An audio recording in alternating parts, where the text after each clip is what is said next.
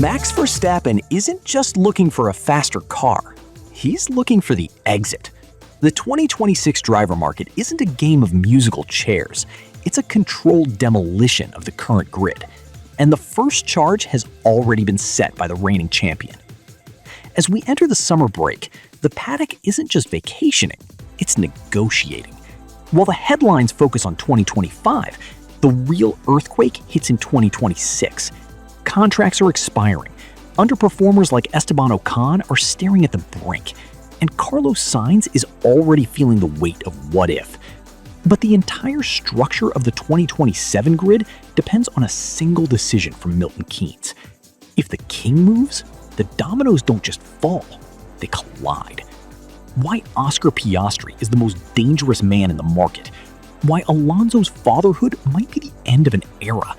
And how a Formula 2 rookie could steal a Haas seat right from under Ferrari's nose. Let's talk about it. Everything begins with Max. Despite a contract through 2028, the stability of Red Bull is a memory. Max has been vocal about his frustration with the team's inconsistent development. Red Bull is desperate. They're reportedly offering him everything from massive pay raises to equity in their subsidiaries just to keep him from an early retirement or a shock exit. But here is the plan B that should terrify McLaren: Oscar Piastri. Sources indicate Red Bull has been monitoring Piastri as their primary replacement for Verstappen. If Max walks, Red Bull has the financial muscle to buy out the remaining 2 years of Piastri's McLaren contract. If that happens, McLaren is forced into a corner. They'd likely look to Leonard Fornaroli or a costly buyback of Gabriel Bortoleto from Audi. The top-tier stability we see at Ferrari and Mercedes is a facade. It only lasts as long as Max stays put. Moving to the midfield, the situation at Haas is reaching a breaking point. Esteban Ocon was expected to be the safe veteran, but the data tells a different story.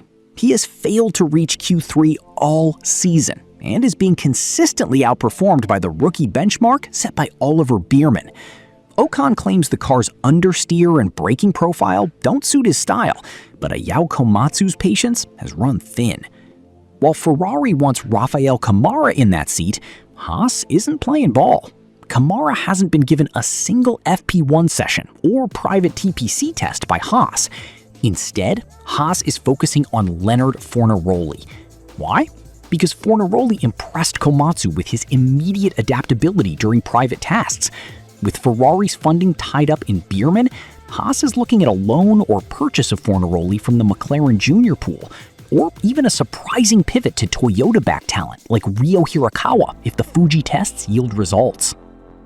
Then there's Carlos Sainz, currently stuck in a Williams project that has regressed significantly since last year. Sainz is reportedly questioning his decision to reject Audi 2 years ago. His current contract has an exit clause for 2026, but it's a top 5 clause, and right now, none of those 5 teams are calling.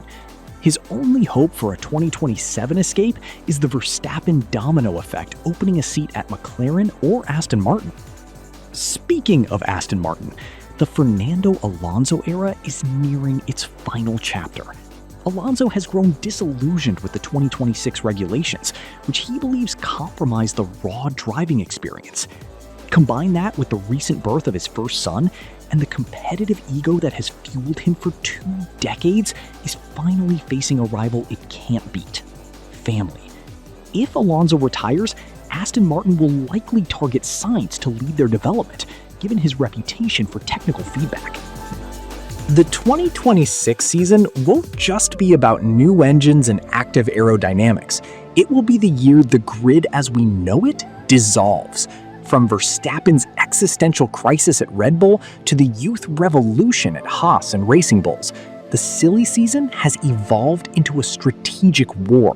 Whether Lawson can hold off the surging Nikola Solov, or if Sainz can find a way back to the front, one thing is certain: the signatures being put on paper this summer will define the next decade of Formula One.